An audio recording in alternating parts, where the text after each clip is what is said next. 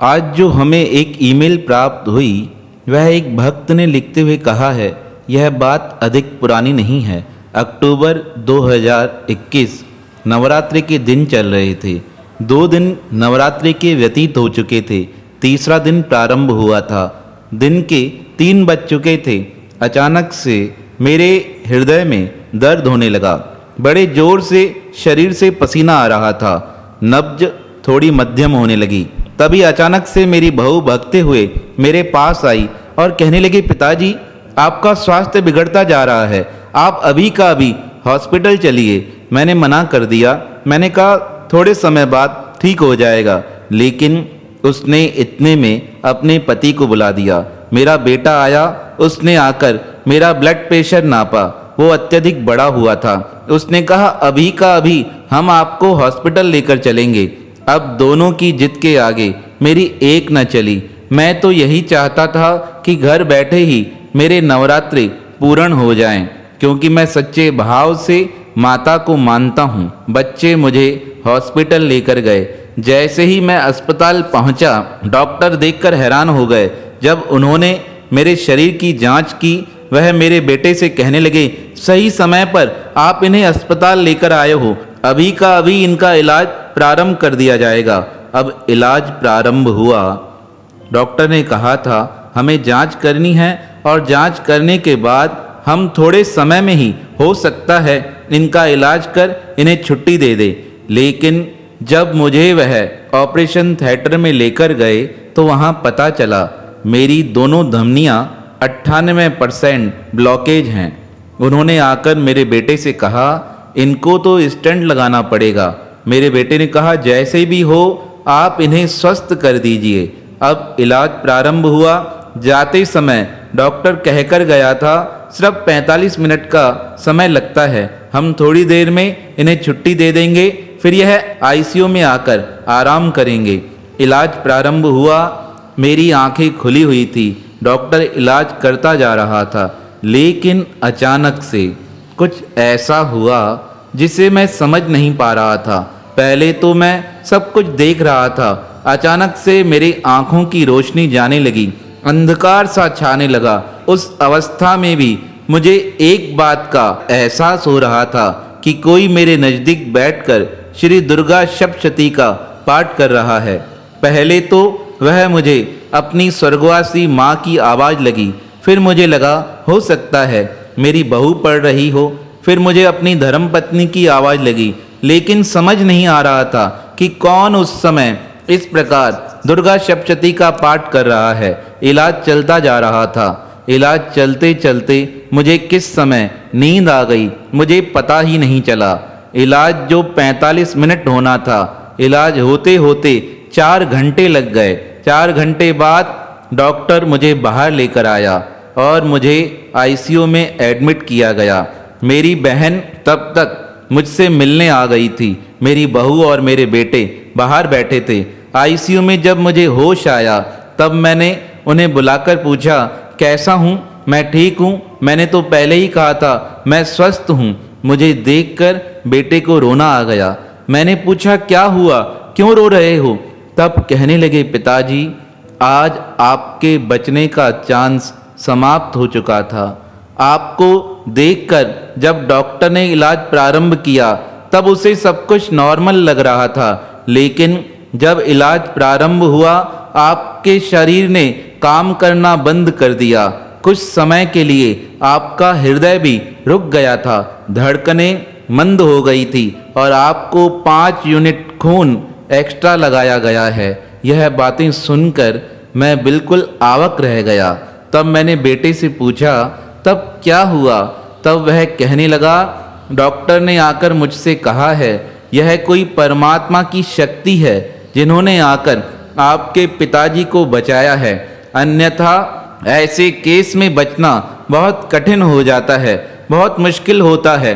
इसलिए आप भी परमात्मा को प्रार्थना करो। हम सब बैठकर प्रार्थना कर रहे थे और आपकी बहू तो जो आपके अनुसार माता रानी को मानती है, उसने माता के समक्ष यही प्रण कर रखा था कि जब तक मेरे ससुर जी ठीक नहीं होंगे तब तक मैं भोजन ग्रहण नहीं करूंगी। देखो वह बाहर बैठी है।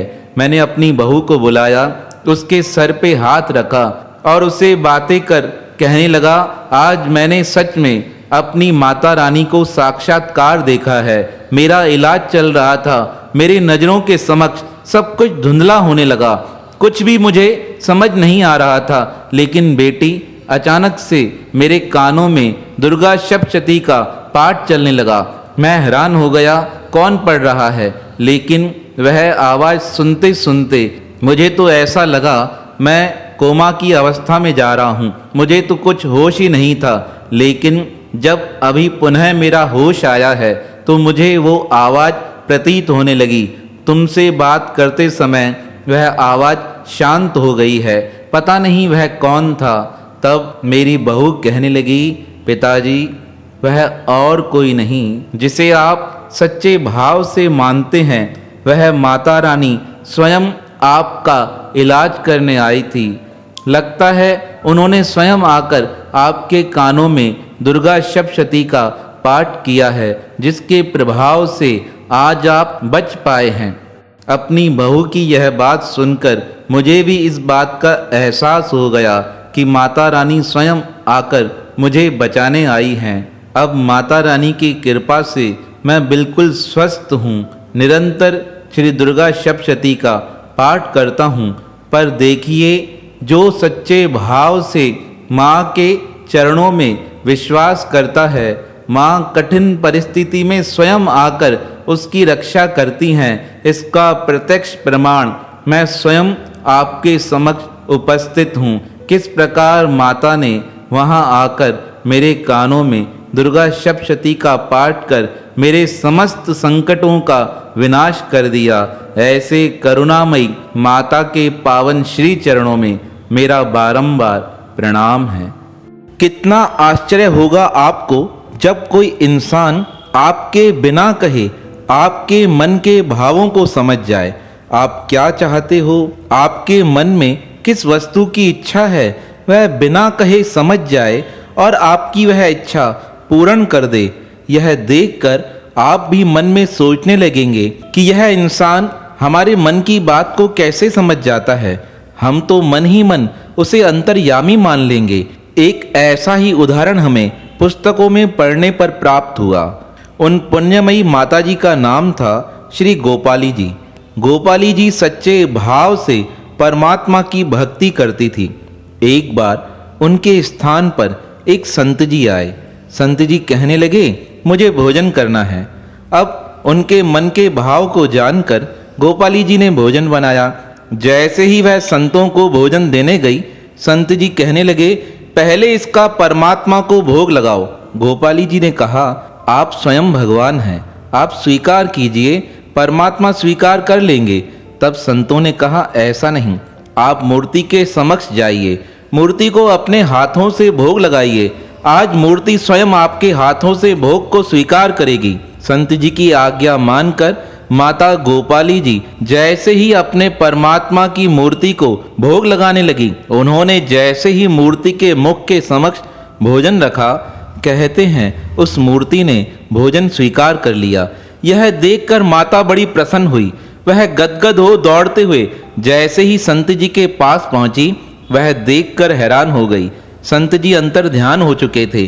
वह समझ चुकी थी कि आज स्वयं परमात्मा मेरी मनोकामना पूर्ण करने आए थे। वह बड़े जोर से रोते हुए कहने लगी, हे प्रभु, मेरा भोजन आज तो स्वीकार किया है, अब किस प्रकार स्वीकार करेंगे। तब परमात्मा ने मूर्ति के माध्यम से आवाज देते हुए कहा, तुम्हारा भोजन रोज स्वीकार किया जाएगा, पर भक्तों के माध्यम से जो भक्त तुम्हारे घर आए उन्हें उनकी रुचि के अनुसार भोजन कराइएगा।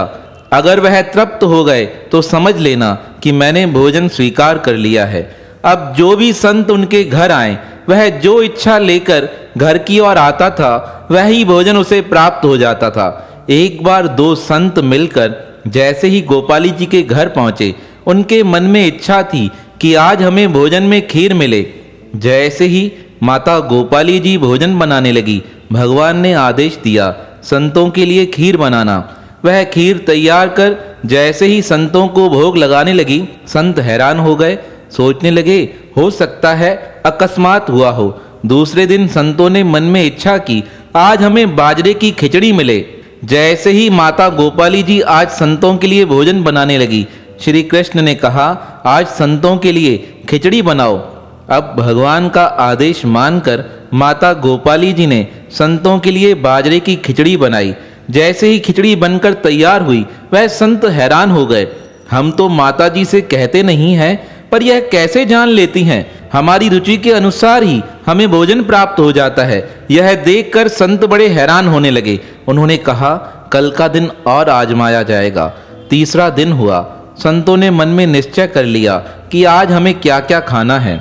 जैसे ही माता गोपाली जी भोजन बनाने लगी, श्री कृष्ण ने आज पुनः आदेश दिया आज मालपुरे बनाओ और गुलाब जामुन बनाकर संतों को भोजन खिलाना। वह तृप्त हो जाएंगे। वह तृप्त हुए तो समझ लेना मैं प्रसन्न हूँ। अब भोजन बनाकर प्रभु को भोग लगाकर जैसे ही माता गोपाली जी ने संतों के आगे भोजन रखा, संत देखकर हैरान हो गए। जिसकी उन्होंने मन में प्रातःकाल कामना की थी, वह संपूर्ण भोजन उनके समक्ष प्रस्तुत था। मालपुरे थे, गुलाब जामुन तैयार थे, अन्य और भी व्यंजन जो उनकी रुचि के अनुसार थे, वह सब वहां बनकर उपस्थित थे। अब वह दोनों संत माता गोपाली जी के चरणों में प्रणाम कर कहने लगे माता जी यह कैसा आश्चर्य है। हम जिस चीज की कामना करते हैं वह स्वतः ही बनकर तैयार हो जाती है। हमें इसका रहस्य बताइए। तब माता गोपाली जी ने कहा यह रहस्य नहीं, यह तो परमात्मा की कृपा है। वह स्वयं आकर मेरे भोग को स्वीकार करते हैं और स्वयं आकर बताकर जाते हैं कि आज संतों को क्या खाने की इच्छा है।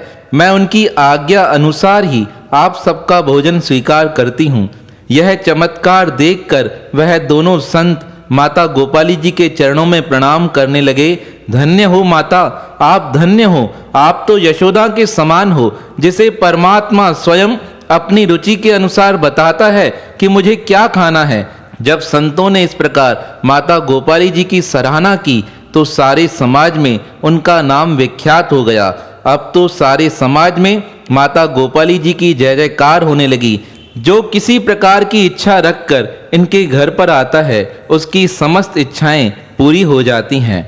तो ऐसे दयालु परमात्मा जो अपनी कृपा से भक्त को लोगों के मन को जानने की भी शक्ति दे देते हैं, ऐसे भक्त वसल भगवान और उनको प्रेम करने वाले उनके भक्तों के पावन श्री चरणों में हमारा बारंबार प्रणाम है।